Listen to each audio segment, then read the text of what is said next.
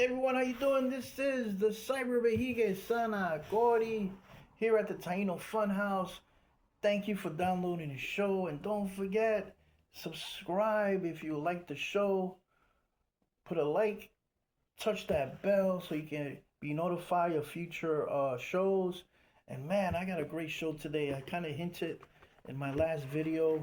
Man, we first off we talked about Hatue, Cacike Hatue from Cacike, Haiti, and went to Cuba with his freedom fighters to help the resistance. But before Cacike Hatue, that was the first, the soul, the spirit of the rebellion. His name was Gaonabo, a leader, a true leader of the Taino community in Cacike, Haiti. But guess what? He wasn't Taino, he was Kalinago. So we have a little insight of how our ancestral people chose their leaders. It just wasn't about blood, lineage. I guess it was about compassion, dedication to the tribe. And then we spoke about his wife, Anacaona, Cacique Anacaona, who kept the spirit of the rebellion alive until her murder in the hands of the Spanish invaders. And now today we're going to speak about her grand nephew. The Spanish in history they call him Hiniquillo or Little Henry, but us Taino, history of the Taino people through oral tradition and history, we call him Guarocuya. That's right, we're gonna talk about Guarocuya today. Man, I tell you, I'm excited. Okay, I'm just gonna look at my notes here. Oh, wait a minute, my notes told me to show my drawing. Guaracuya drawing right here. This is another non-AI image. It's been a while since I've done some drawings. I'm using charcoal. And the reason I'm using charcoal because remember our ancestors, the Behiques, they will use charcoal on their face paint for ceremonies. So this is why now I'm using charcoal for my drawings. And this is a depiction which from my imagination through the readings and me meditating in the spirit of Guaracuya. Now, according to history, okay, he was the most successful and longest running rebellious leader, okay? So he led a rebellion that was the longest against colonial rule in the early Caribbean occupation. So remember, we got Gaonabo, who started the rebellion, Anacaona, and now we have the grand nephew of Anacaona, who led the longest. So let's go back in time. He was born around 1498, according to documents. He comes from the Yucayeke of Jaragua, which remember, Cacique Bojiquio, and his great aunt, which was Anacaona. And this is around the southwest region of what we call today Haiti. And back then, remember the island, the highest point, the mountains was Haiti. This is the southwest region we're talking about of Aragua. So around 1503, his father, and of course his great aunt, were at a secret, well, I shouldn't say secret, they were at a meeting with the Spanish, and it was trickery by the Spanish. Again, they love to play these tricks. Remember, Gaonabo was tricked to wear these handcuffs. So they did it again. Anacaona, she organized, remember, she was a great leader of the Aretos. She was a songwriter, she was a poet. So she did an ancestral tradition of bringing your enemies to the table and feasting. This is what we do. This is what we do still today. We try to come together. The centerpiece is the food, a meal, and we try to negotiate. So this is what she tried to do. But in history, we call it the massacre of Jaragua. Okay, so when the leaders got together, including Guarocuya's father, they were once they were meeting with the Spanish, boom, the house or the bohio was burned. And Anacaona survived, and so did a young boy named Guarocuya. So, after the Spanish invaders hanged Anacaona, he was left orphan at a very young age. And he was raised and educated in the Spanish colonial ways through the Franciscan friars. They, they educated him in a monastery in Santo Domingo. So, if you can just imagine your early childhood, you're surrounded by the true leaders of the Taino people. All of a sudden, they're all killed and murdered, and now you're living with these strange people, um, the Franciscans, these Europeans, in a monastery. So he was educated in the Spanish or the Castilian ways, reading and writing, and he was baptized as a Christian, as a Roman Catholic. Enrique. Later on, they called his nickname was Enriquillo, Little Henry. So, as a young man, he got married to his wife, and her name is Mencia, and they had a beautiful marriage. And even though he was educated, even though he was educated, he was able to read and write. There was one problem. He was still an indigenous man. Thus, he was a laborer in the encomienda system, which we can honestly say it was a slave plantation. So, as a laborer, he had a slave owner, and his name was Valenzuela. Valenzuela, that was his slave owner.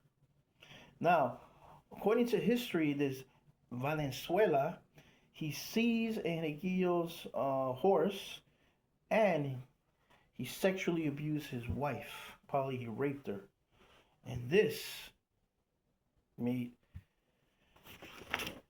man, it's tough to talk about this, but this Guaracuya was, you can imagine, as a young man, married man, being raised Franciscans under the tyranny of the Spanish, and now he needed to search for justice. Remember, he was educated, reading and writing. So what does he do? He goes to the main capital, Santo Domingo, and he goes to the court system, looking for justice. And pretty much the judge laughed in his face. And why did he laugh in his face? Because Enriquillo was an Indian, and Indians did not celebrate the same rights as the Spanish invaders. So the judge never even heard the case, the rape case. And guess what happened? Enriquillo had to reevaluate his whole life, the injustice that he was experiencing, not just for himself, but his wife. Something happened. Now, I've been reading a lot of documents, and it seems like there was a theory that his uh, his cousins, his friends who were of Taino heritage in the encomienda, they suggested, they encouraged him, they motivated him. Hey, you come of Cacike blood. Your great aunt was Anacaona. You know, your great uncle, he was Caonabo, the first of the rebellion. Cacique Bojiquio was your great uncle. Check this out. This boiled the resistance once again. So for some, now this is my theory reading the sources. It seems like Enriquillo, he says, you know what? Let's go back to the old ways. Let's go back to the rebellion. So he took many of his followers, and they went up to the Bajoruco Mountains. Okay, the Bajoruco Mountains, and there, he and his warrior societies, they fought for 14 years of rebellion as their renewed cacique. Now, I've never been to those Bajaruco Mountains, but just researching it, looking at the what do you call it now? I forget the name. I can't think straight. Google Earth and speaking to some Dominican modern day, those mountains are not very easy to negotiate. So the resistance for 14 years, they were experts in guerrilla warfare. And guess what Enequillo did? He did something that no other leader did at the time. He united not just the Taino or indigenous, but he united the African slaves. So they joined the resistance. So this is the first time in recorded history of a multi-ethnic alliance between indigenous and the African slaves. So after these 14 years, the Spanish gave up. The Spanish gave up. I'm going to talk about, in the next video, I'm going to talk about some of the tactics that Enequillo used to successfully win these battles. So around 1533, there was a captain that was spanned by the royal crown. His name was Francisco Barrio Nuevo. He went to the mountains to negotiate with Enequillo a peace treaty. And they both signed a peace treaty. And this is the first time in recorded history in the early occupation of the Caribbean island. The first European power in the name of Spain, they recognized the sovereignty of a Taino leader, the sovereignty of an indigenous. That's right. 1533 is a powerful year that we remember in the history of the Taino. Sovereignty was gained through the rebellion and the leadership of Enequillo. So Guarocuya represents, if Caonabo and his great aunt represented the spirit of the resistance in the very beginning, the first seed, Guarocuya, in my interpretation, was the beautiful tree that grew from that resistance. So what does Guarocuya represent in his life story? It represents resistance. It represents justice. Remember, he was denied justice. Represents endurance. You don't give up. Endurance of indigenous identity. That's right. And I don't know if you experience this in your life, but I bet you're constantly challenged to prove your Taino existence, your Taino identity. So we have a great man in Guarocuya. Right there. Guarocuya. And his memory lives on. He is the original leader of the Survivor Network. He created, renewed the ancient ways of Cacike living, community living. Wow, this is Guarocuya. Guarocuya, Guarocuya, Guarocuya, Cacike, Guarocuya, Guarocuya, Cacike, Guarocuya, Cacike, Guarocuya. You know, it's very important. If you have a rattle, when you speak about the ancestors, you play your rattle, honoring them. Their spirit is, it's right in our blood. If you don't have a rattle, you can use a bell. You can use a singing bowl. Anything that creates beautiful music, beautiful sound. It just honors them.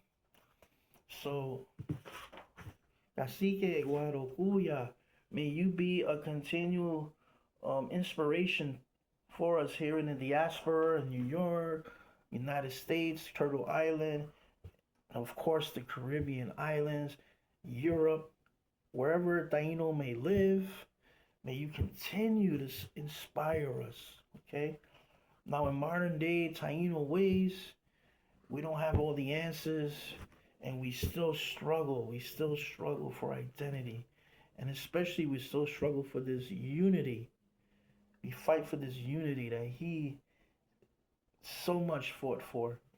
And just like Caonabo, who was not a Taino, Guarocuya thought outside the box, and he unified, he created an alliance with the Africano slaves.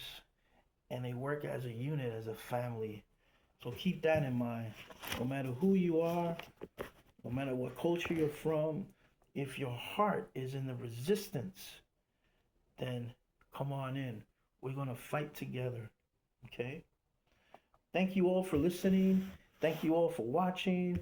And wow, the next video I'm going to talk about some of the tactics that Guarocuya used in his leadership and how they were successful. 14 years is a many years to live in those mountains. So it's an inspiration for us. So this is the Cyber Vehicle Sana Kori. I'd like to thank you all once again. And wherever you are, may you receive the blessings of these original freedom fighters. Po Kwatukan, blessings.